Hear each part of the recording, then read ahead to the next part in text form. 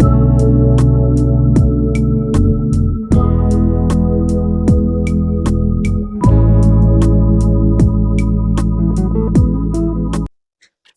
So, hi guys, my name is Cassie, and this is Dr. CL Show. And today we have a special guest with us, and he's called Stephen. But then I will leave him to tell much more about himself to you all. However, if you haven't subscribed to my YouTube channel, please do want to hit the subscribe button, like this video, and also share it as well. So, hi, Stephen. Yeah. Hi, Cassie. How Yeah. are you doing? I'm good. I'm good. How are you doing? I'm doing fine. I can't Great. complain. Yeah.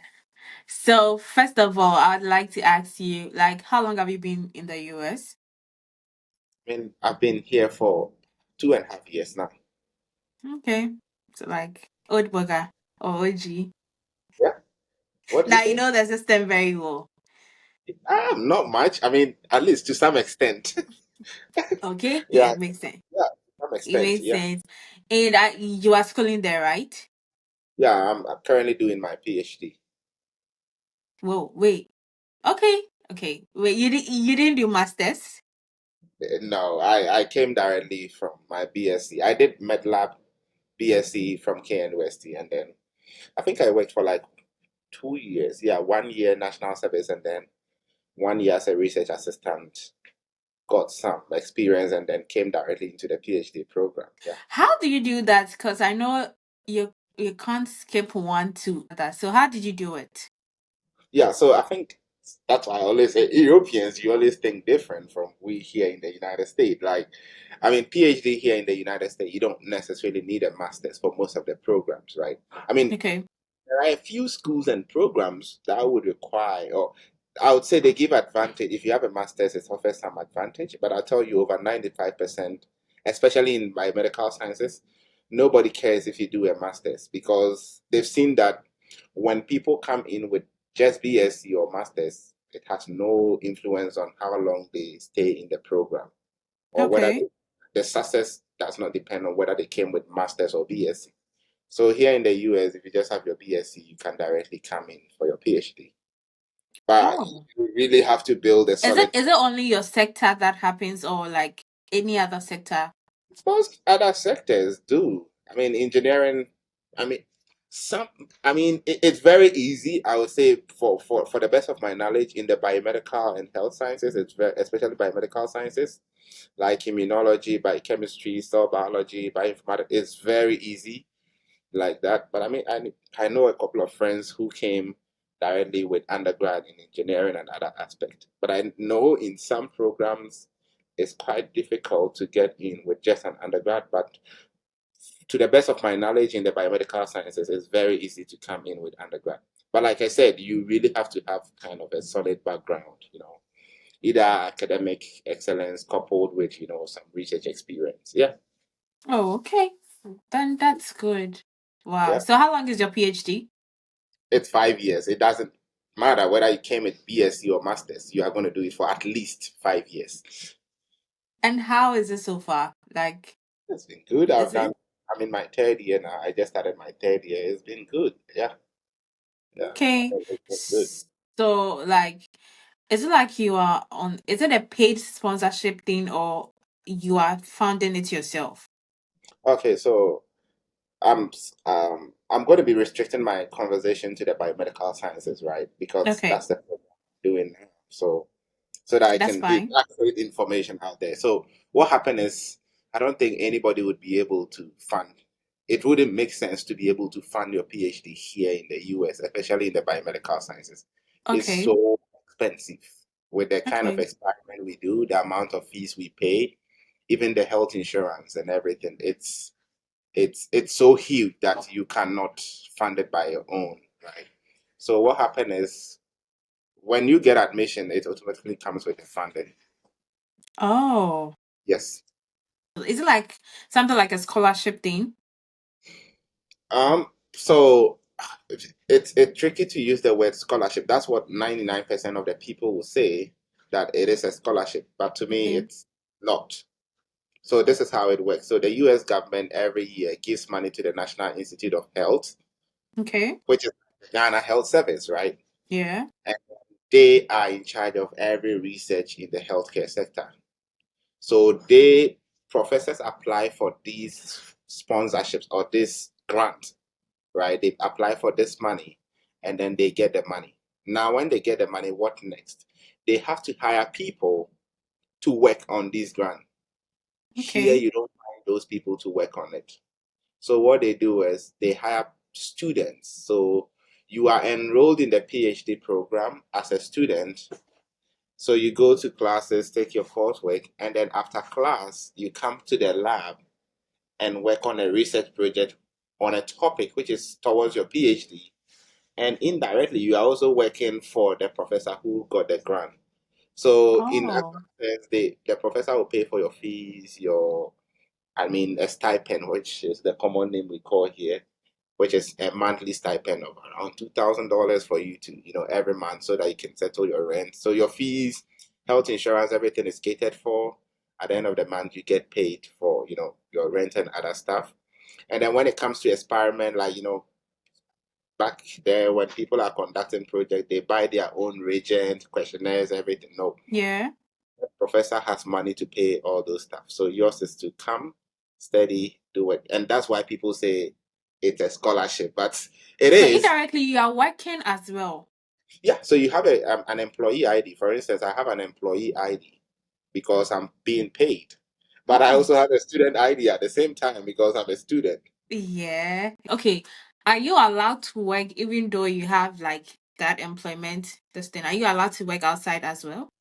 Okay, so this is how it works. So since it's like you said, since it's like an employment, it's like a scholarship, and Okay. you are given based on contract. So it's like an employment too, right? So one, you are Yeah. a student, and then you are on contract because you are allowed to renew it every year. One Okay. term, one conditions of this funding is that you are not allowed to work outside Oh, school. Even okay. yeah, and it doesn't matter whether you are an international student or an American, you are not allowed to take any other job. Because Oh. I come today is Saturday. I mean, I'm in the lab. So yeah, but you work Why like do you go to school like from Monday to Saturdays? we don't so you don't vacate. There is nothing like vacation. There is nothing like in first year because we take classes, right? There is okay, come to class at 8 a.m., close at 10, go to the lab around 10:30, close at 5, right? When Okay. you are in second year, then you are done second, third year like me now. You are almost done with all courses. So everything is research.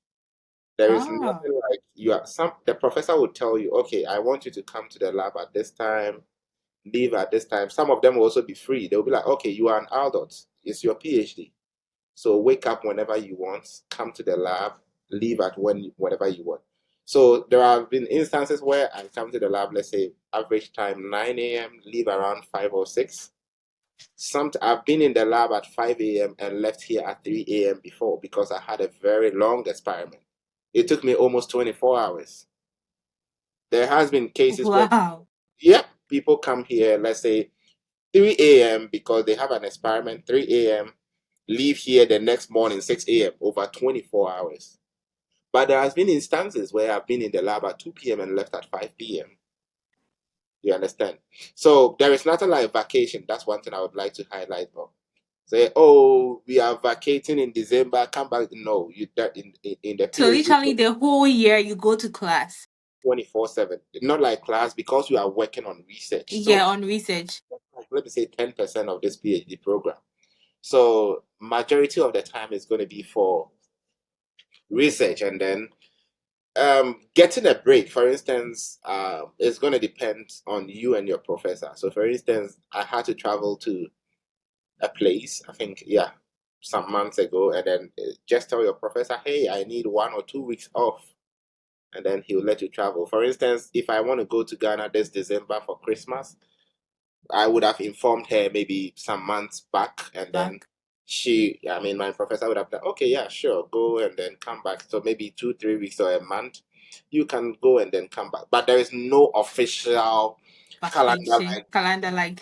no, that one is for the masters and undergrad students. Yeah. So that's how it works. Oh, Yeah. wow. Yep. That's a whole lot to take in. Yeah.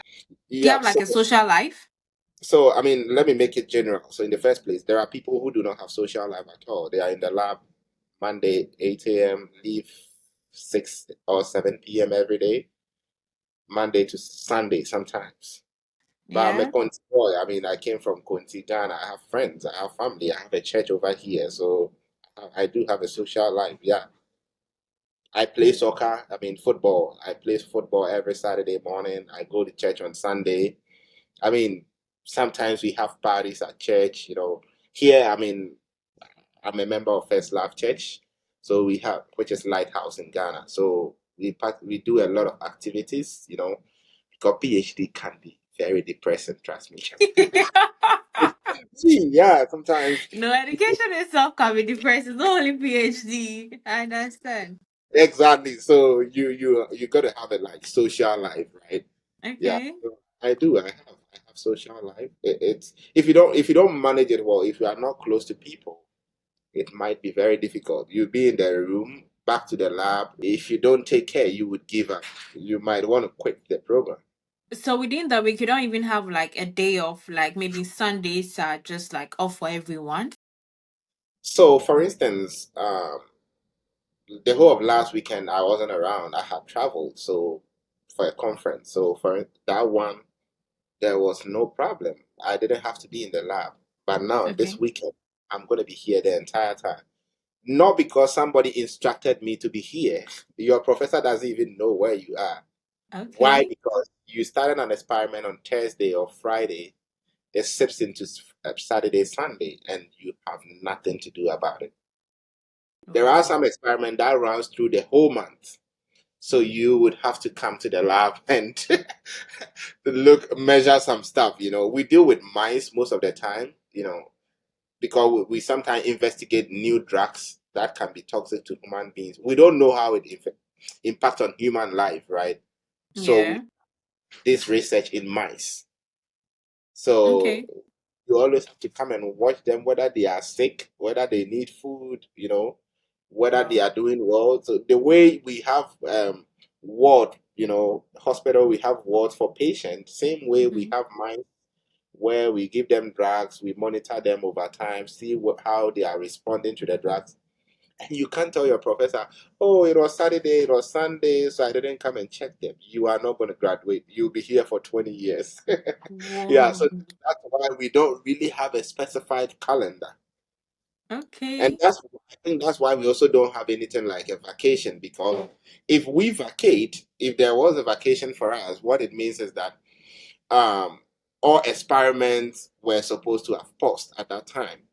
Okay. So that school resumes, we come back to take it. Then PhD would have been done in 20 years. So there is no point to break. Just go till you are done. Oh, Yeah. that's okay. Okay. So let's shift a bit from that side. What was your first impression when you got to the US? I mean, I know it's everybody's dream, a lot of people's dream country, 99% of Ghanaians' dream country. So, what was your impression? The first impression you had? I mean, I first landed in Miami, Florida, in Oh, which 2020, state are you in though? Alabama, Birmingham. I mean, the Oh, city of okay. Birmingham, Alabama. Yeah. Okay. So I was in Miami, first point of entry. Oh my God. It's,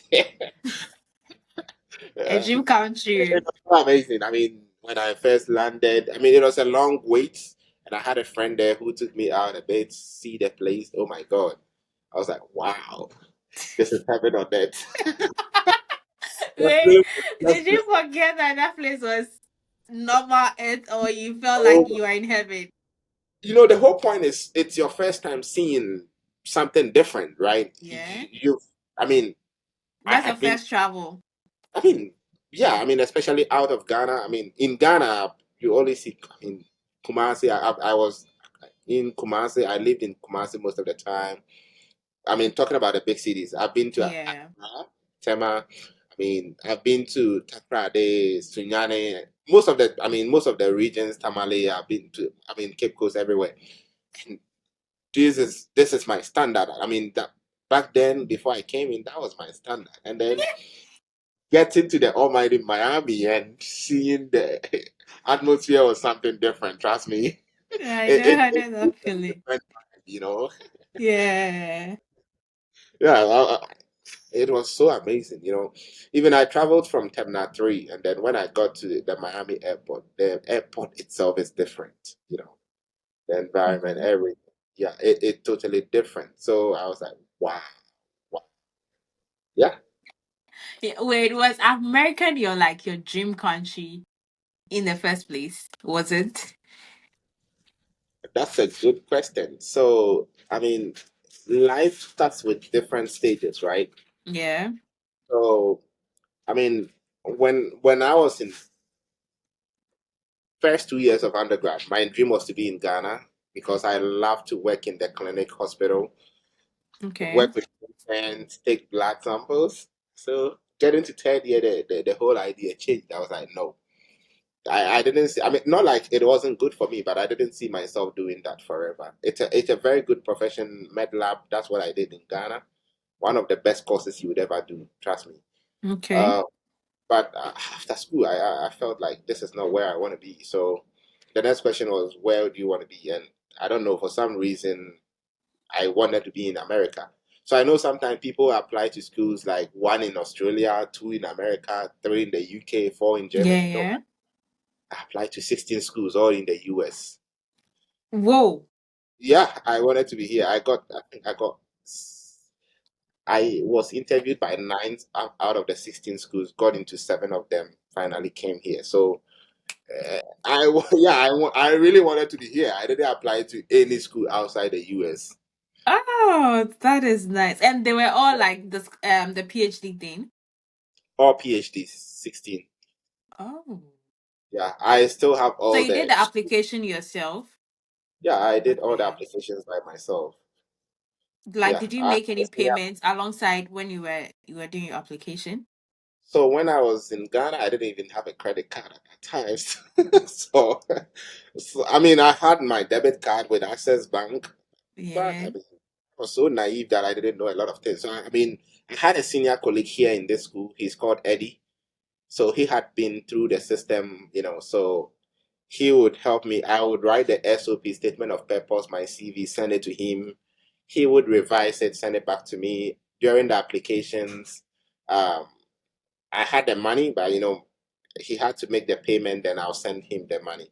Kind of, Okay. sometimes he wants to send money back home. He'll be like, okay, I'll pay all the application fees, and then when I need to send money to my dad, then you give the money to my dad. So I just send the money to the dad, and then he paid everything here for me. So, Oh, but I mean, that's one thing I always tell people: if you want to do the applications entirely by yourself, yes, it's good, but you need somebody to coach you. I to mean, coach you. yeah, Yeah. it made my life so simple and easy. And I think that's why it was successful because Eddie had been in that system, went through whatever I went to, had faced some challenges, came here, and then had recognized some of the mistakes he did. So he told me, these are some of the mistakes. Don't apply to a school like Emory. They are not going to pick you. Okay. Okay. Probability of they picking So you is even in very. the choice of schools, he also helped you with that. Yes, he told me. I Okay. mean, if you're in Ghana, you see yourself as, I don't know, you see yourself as one of the smartest in the world. So when people tell you some stuff like that, you'll be like, oh, let me give it a try. But trust me, there are some schools, don't even bother yourself to apply. You are not, you Yeah. are, process of getting in is like 0.0001%.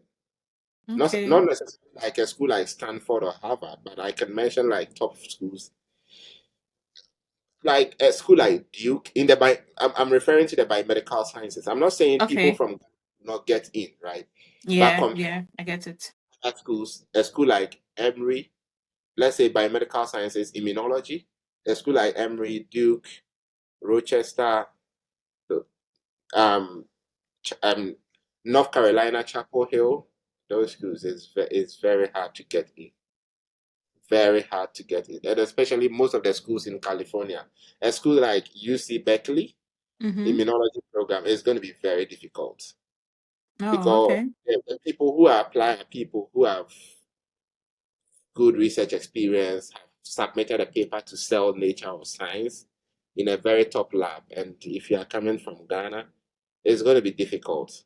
Some people get in. I mean, I have friends in Harvard, Stanford, and the rest, but these are exceptional people who were probably valedictorians, were lucky enough to participate in research that were really high impact. And you don't want to throw yourself into those schools. You can have one or two in your list, but don't just put your heart in it.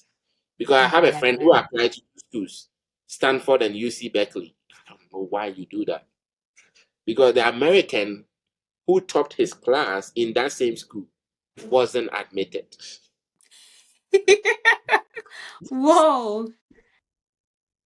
A school like UC Berkeley, you have someone do undergraduate in biomedical sciences, top that class, applied to a PhD in that same school and wasn't admitted, then how much more you?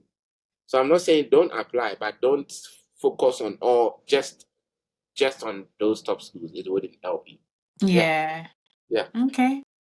hmm And so far, like ever since you got there, have you faced any kind of trouble? When you Have say you? trouble, what do you mean? Trouble is just a big word to use, so Okay. maybe So let me more start specific. with the racism thing. As a black guy there, have you ever been like faced any racism um Yeah, I since mean, you this got is there? a question most people do ask me, and sometimes I even wonder whether I know what it means by racism. I understand it contextually.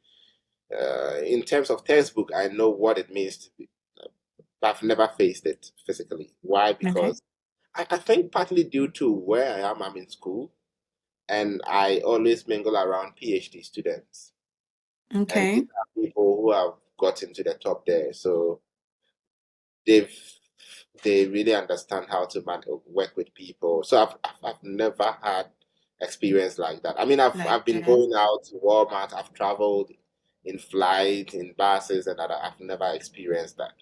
Maybe it depends on my state. What I don't know if it's due to the state where I am or the state. But I've never had that experience since I've been here for more than 2 years. No, not yet. Okay.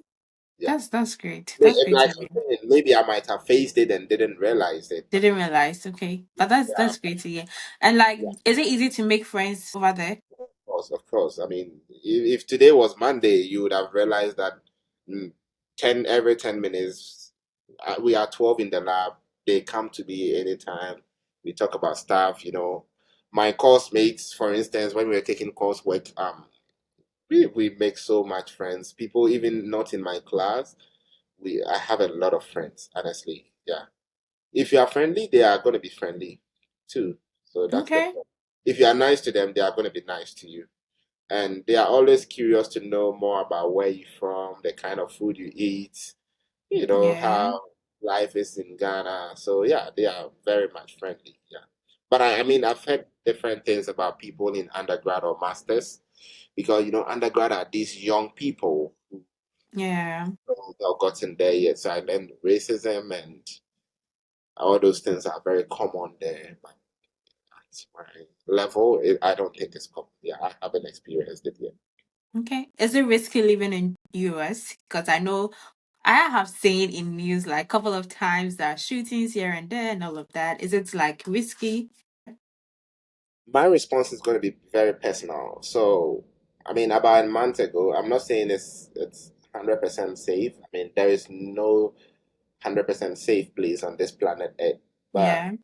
just about a month ago, there was a shooting very close to my campus, a very hot point around campus, not on campus, but kind of like 5 minutes away from campus. And I think someone just came and then a group, I think it was a gang, they started shooting and then I think they shot about 18 or 20 people. Some of Whoa. them, mm, they were in very serious condition and all those stuff. So, I mean, it happened. I wasn't there, but I mean, that's what to say that, yeah, that makes you think or would believe that, yeah, it's not safe sometimes, right?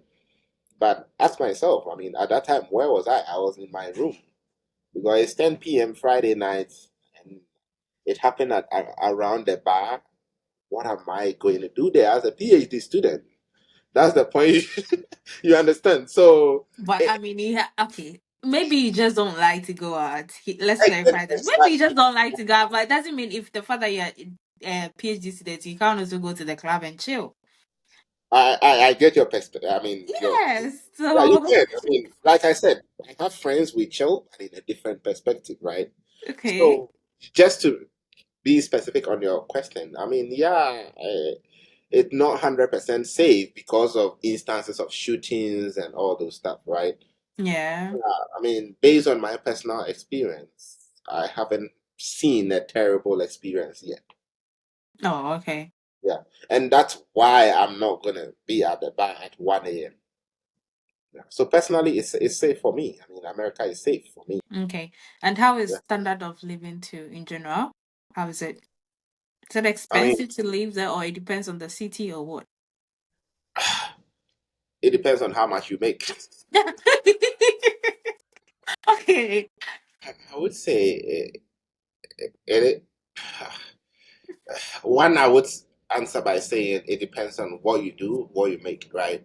Okay. So, for instance, if you are unemployed, irrespective of where you are in the world, life Yeah. is going to be very difficult for Gonna you, be right? difficult. Yeah, it's So, true. as a student who is on funding, I'll come to people not on funding. So, as a Okay. student like me who is on funding, who makes like, I mean, most students on funding in the US make between $1,500 and $3,000.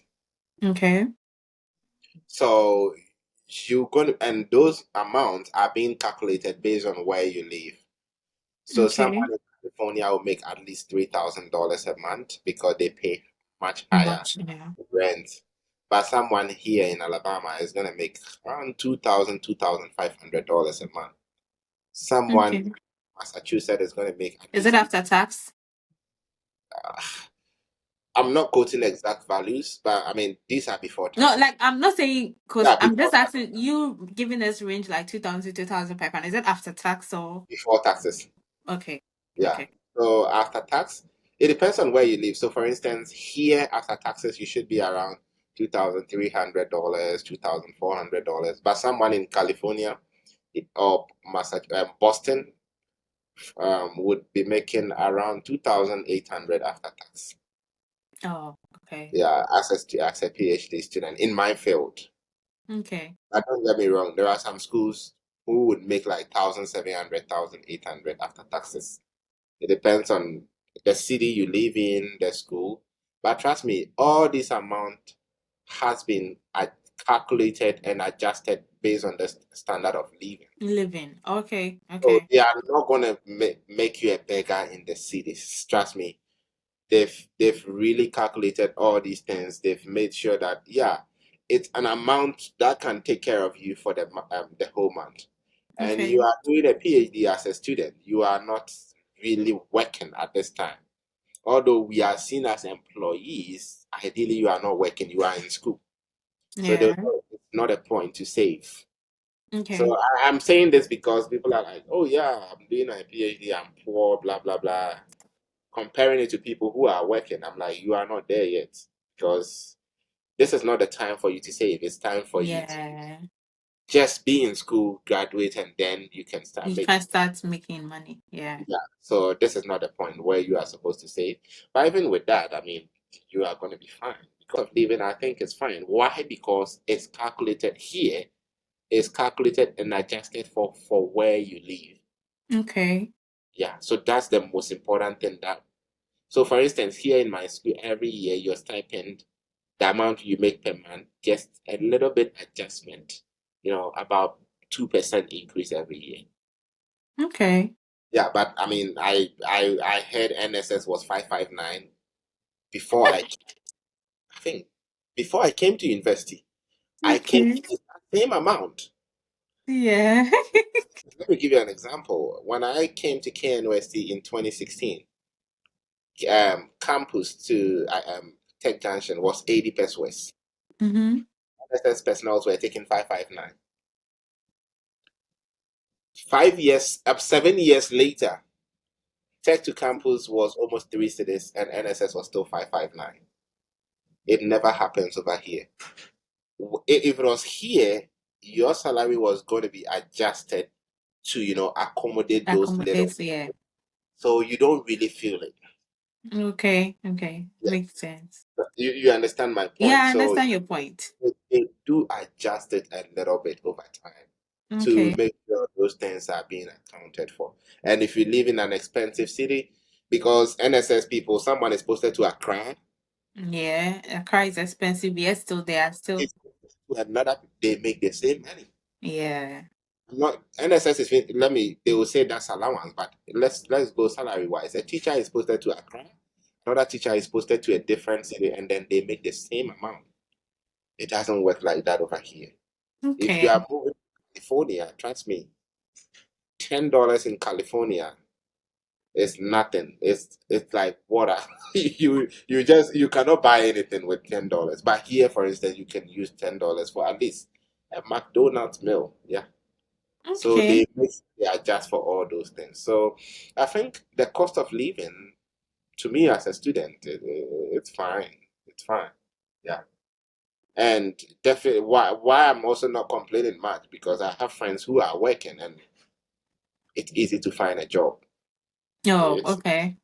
a job. Yeah. So if you are definitely working, you are going to be fine because your job is also going to make sure that, oh, okay, you live in this city, the average cost of rent is this much, the average cost of transportation, feeding, and everything. They calculate all those things, factor them into your salary. So you are going to be fine. Yeah.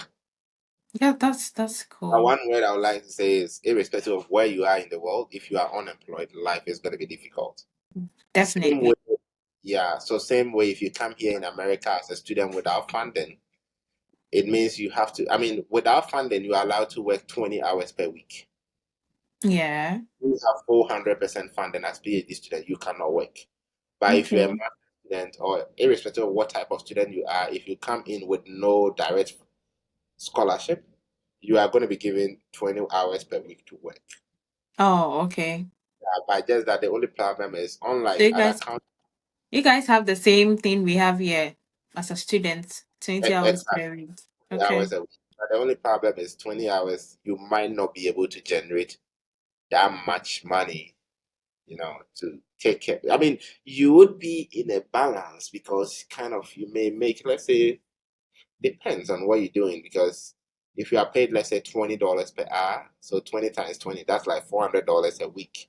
Yeah. But that takes you back to 350. Or let's even say you make 400 hours a week, right? Mm-hmm.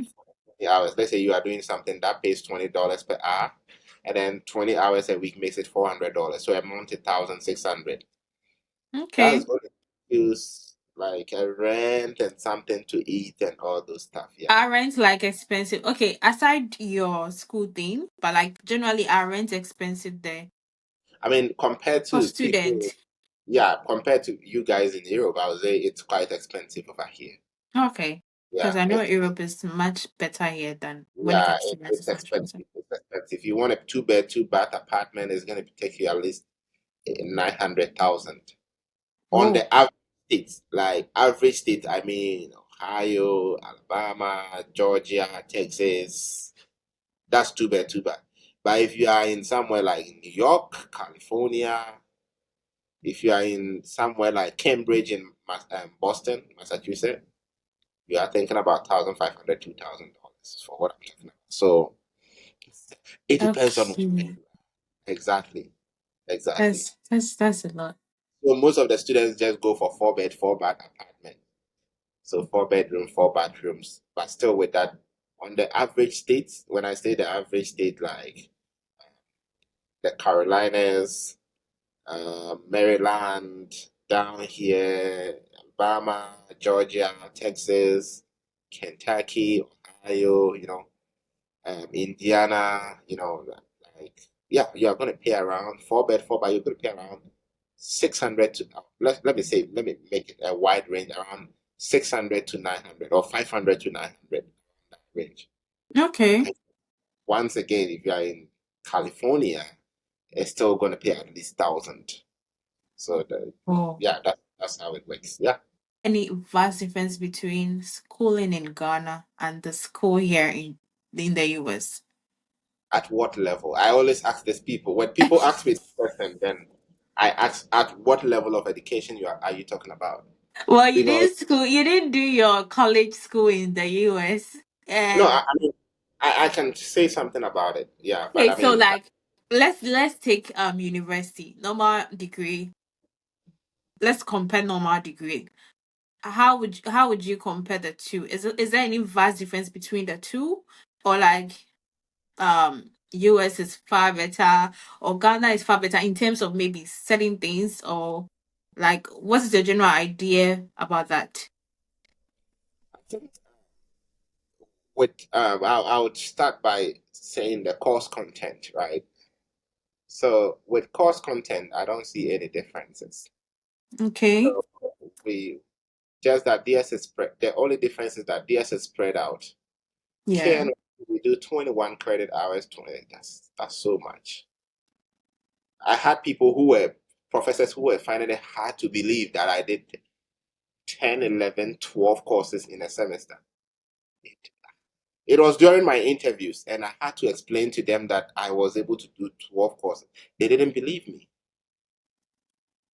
Yeah, because you cannot do 12 courses in 3, 4 months or Yeah. 10 courses. It's hard for them to believe. So that's one difference. In Ghana, I think we are overpacked. We are really, really overloaded with how much courses we do. That's one thing. So, but with the content, it's almost the same. I mean, I don't see any difference. Why I'm saying this because when I came in, what they knew, I also knew almost everything. So that's one of the things. Then the Okay. second, their undergraduate level is that there is this employment fairs where employers come to campus. Let's say different companies come to campus. Then students come with their CV, resumes, present it to them. And if you match me, yeah, right after school, you join me. Okay. Another, you never find this in Ghana. It sometimes you may find one or two, but it never, sometimes, I say in Ghana, it mostly do not happen. Third thing is, 90, at least, I would say not too much. I would say about 80% of undergraduates are always working, even whilst in school. Because I've Yeah. roommates who are undergrad and they are in one of my roommates currently, he's gone to work. He's in third year and he's working. So they Okay. get experience, they get Yeah. imagine Ghana being paid. Let's say Ghana, you did economics, right? Yeah, I did economics. So imagine working with GCB as an undergrad, not just in that normal internship, but whilst you are in school. You once you're in school. It's like the people will be like, "Did you really get a juju or something? What did it do?" Like it's But I normal. don't even think in Ghana, if you want to even work while schooling, any job in Ghana will even employ you. If the full-time graduate is not having a job, how much you the student, right? So I feel like they really get the exposure whilst they are in school. Yeah, in school. It Yeah. only happens for we who did the health related courses in Ghana because we get opportunity to do like it's a requirement to do practical training, Yeah. all those Yeah. stuff. I think it's for Like only the health sectors that have the exactly, so advantage if of you that. see nurse student And or even med as lab, at that, do they pay them? no, you In are not being Ghana, like paid. do they You are pay not being them? paid. You are not being paid in Okay. whilst you're at school. Yeah. So I mean, well, it's a requirement. So you see medical student, nursing student, med lab, midwifery student go to the hospital every day because it's part of their requirement, right? But Yeah. here it's not like that. They are on the job. They are working. Probably not like a typical official. Sometimes not an official job related to their program. For instance, economics, someone like you, and then you'll be a sales representative with Melco. Okay. You see, it gives you exposure, customer Yeah. care, So, and that's what they do to pay their rent because here, parents always do not have that much money to pay for your Okay. stuff. You either go for a student loan or you work by yourself to pay most of the stuff off. So that's how it works over here. So that's the difference. So here, undergrad are made to be matured by themselves whilst they are in school. Okay. There, we we we We we don't. we rely on parents. That's what I would Yeah. say. We rely on what our parents have for us. So it makes them more matured. So when they are done with school, I would say it's the system, the jobs are there and they are being exposed. Yeah. But I mean, coursework wise, it's almost the same. I mean, we are overpacked. I understand. For that one, though, we are really, really overloaded, Yeah. but it's different. And there is one last thing which I would like to talk about, which Ghana, I know everybody says, oh, our coursework or our education system is just theory, no practical. Theory, no practical. I mean, I would like to say that it's not true. Even the theory, we don't really know it. There are a lot of things I did that I came and I realized the theory we thought we knew is different. So I will urge every Ghanaian and the entire Ghana to stop using the word Ghanaians. We are so good in theory and not practical. It's not true. But I'm being honest with you. If you get here, you get to know the theory now. We think we know the theory and trust me. But Ghana is like Chiw My and Poor medical thing. staff There's like more like Chiw and Poor thing. It's not something and to like make they dive into it itself because mostly it depends on my course like this was more like if when it's getting close to exams, you have to just get past questions, then you just solve it. When you get there, just go and then point on the paper. Once you pass, you move on to the next stage, and then you don't remember anything. But I think when I came here like this, most of my coursework is like I have to teach my own self the, because the assignment. nobody has a time. The teacher even expects you to be giving answers. He doesn't do most of the work. You've been given papers to go and read and then come and do presentation on the papers. So it's like you're reading, you are teaching yourself. That is when you find out more information on the field. But Ghana is like a teacher will come and stand in front of you, just teach you. You have they print out handouts and all of that, give it to you, and then boom, that's it. They are Yeah. done. So the saying that we only know theory is not true. We don't know the theory. Not to talk. And that's how you I don't want the practical aspect, but I want people to stop saying say Ghana is just theory. Please, the theory. If you get here, you realize we don't even know the theory. And I'm saying this to make it more specific. Come to the biomedical sciences. Think about molecular biology. Think about okay. genetics. But I'm being hammering on genetics is one of the worst thing we do in that. Like the theory on genetics, yeah, yeah, we don't. Yeah, I'm saying it in tree so that I'm above what. Yeah, yeah, I mean, yeah, Oh, if you come into one genetics, I say, which is the foundation of biomedical science.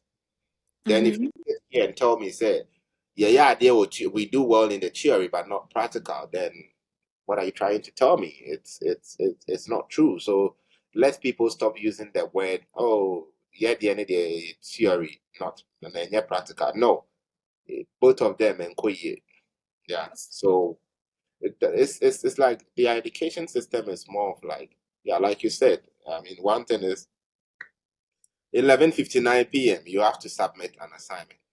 Ghana, Yeah. somebody can run through a whole course and get an A without being involved. Here, it doesn't work like that.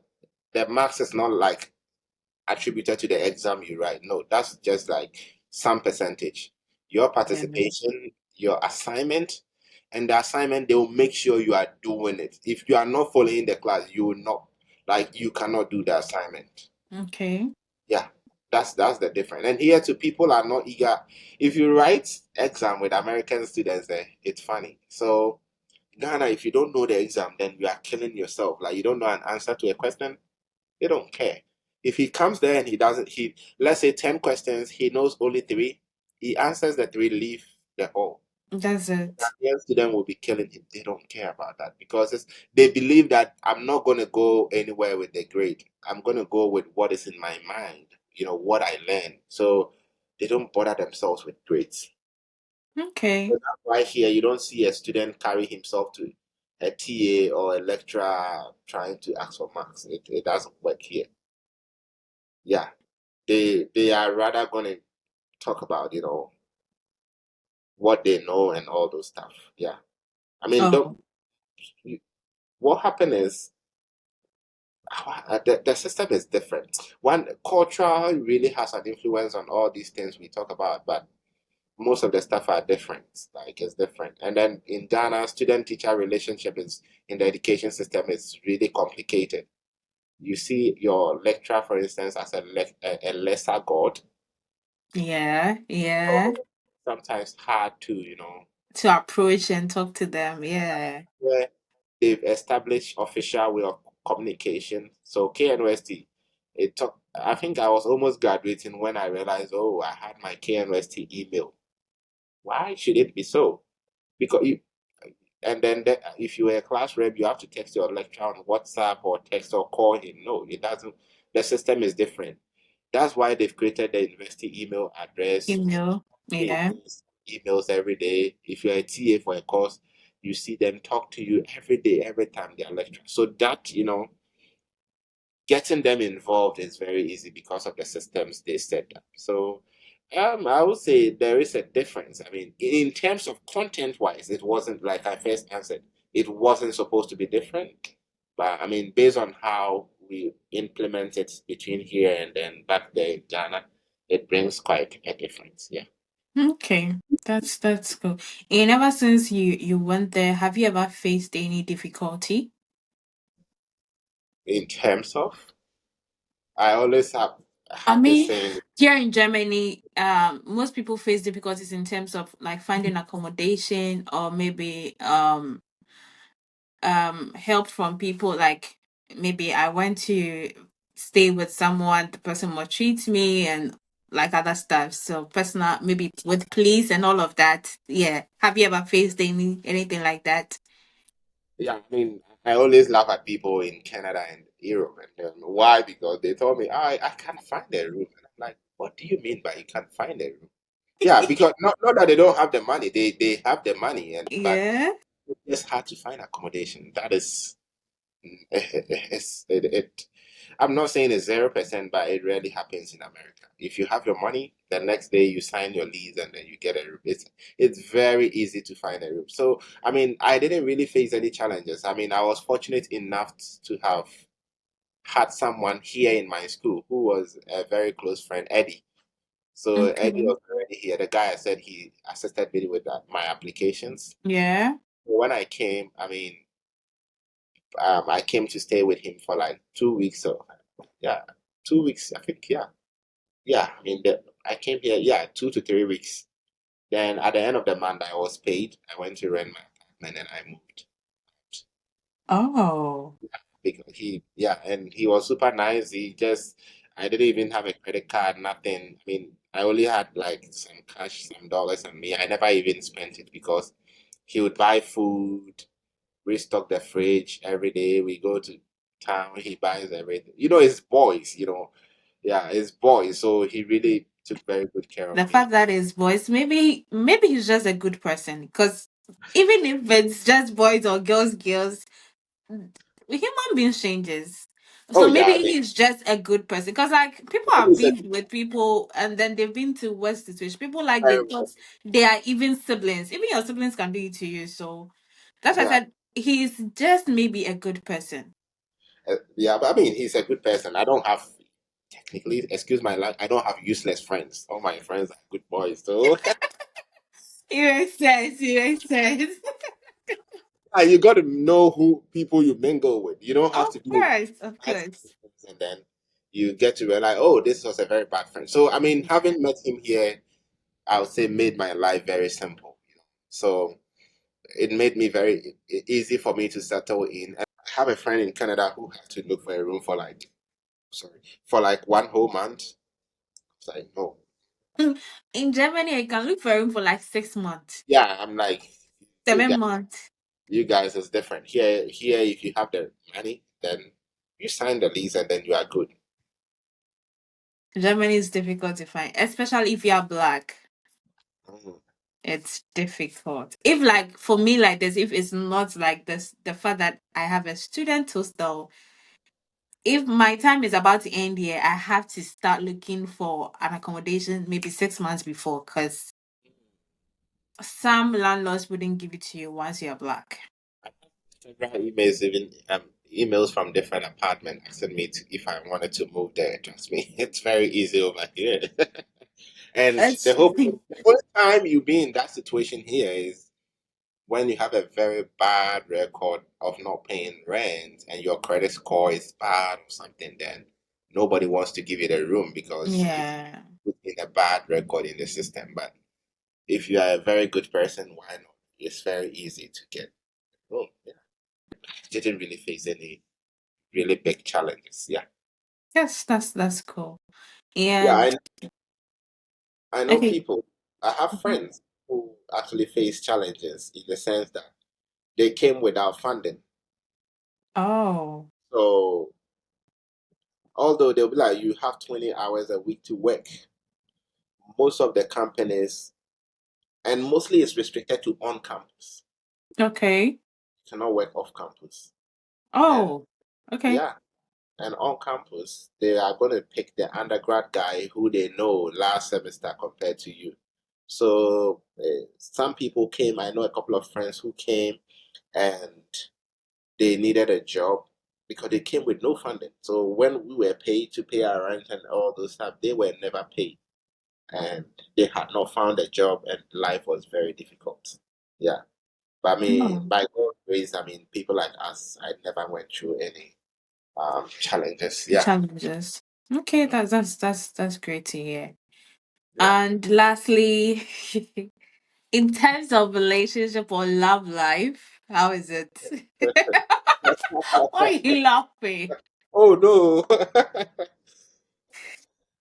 I mean, you mean how is it with me or how is it? How is it with you? How is it with Oh, okay. I mean, in general, I mean, I feel like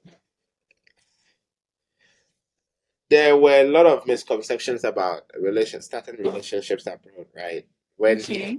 in we are seen as travelers, in our local language, yeah, Kwantifo, and Yeah. everyone was fighting. The lady is fighting something home, the guy is also fighting to get something back home. So it wasn't working for people, right? But I mean, coming in, I've seen that our generation, especially students, have now come to realize that no, our generation is different. So they've they've found a way to, uh, make it work. I've seen a couple of people who came in, started relationships, and it worked. But I mean, myself, I didn't ever explore any relationship here in the US. Okay. I've not tried any relationship here in the US, so I can't talk about it in terms of personal experience. But Okay. in a couple of people who tried it works. But the problem they face is US is very huge. So sometimes you find a girl, you are here, let's say you are in Atlanta, you find a girl in New York, and traveling from Atlanta to New York is like just go to Ghana because it's very, you know, Wow. far, it's far from each other, and that's where the challenges set in. But I mean, overall, it's people make love right here as students. Yeah. I mean, most of my colleagues here, Ghanaians, are married. Yeah, they are PhD students. They got married. I mean, most of them got married before coming in. I mean, Yeah, okay. yeah. But I mean, I've also had a couple of people who met themselves here, got married, and then they are moving on in life. So it looks like the narration to me, compared to our uncles who came here 20, 50 years back, it looks like our generation, they are doing well with marriage, relationships here compared Okay. to like it. But like I'm saying, they just started. We don't know the fate. We don't know where they are going to end up. So, Yeah. but I think they are doing well with our generation. Yeah, Okay. Okay. yeah, That's good to yeah. hear. But I've not explored any relationship here. Okay. It's Yeah. because of your busy schedule. Oh, it doesn't tally with what? Oh, you haven't met her yet. Oh, not that. I mean, Why are you oh, laughing? I started a relationship back in Ghana. So, Okay. yeah, so I had started a relationship back in Ghana. So, I felt like there was no point. adding another relationship here when you have already started Started a a relationship. relationship in Ghana. Yep. That's great. I I just decided to stay focused on that relationship in Ghana instead of breaking that and then starting a new one. It's yeah. So I just decided to stick to my worth when I came in. Oh, okay, that's Yeah, good. I'm not That's good. disappointed. Yeah, Okay, so Steven, thank you. Oh, thank you so much for yeah, yeah. talking to us and chatting with and letting us know more insight about the US thing. I'm so glad and I'm happy I did this with you today. Yeah, And I just want to say thank you for coming on my show. I really do appreciate you a lot. sure, sure. Have a So good please day. do say something to my subscribers before I wrap up finally. Oh, okay, sure. This is Cassie. I mean, she's so amazing. And I was so excited to see her channel in the first place. And yeah, I mean, looking how amazing she is. One of the most talented people I've ever met on this planet. I know she has so many things.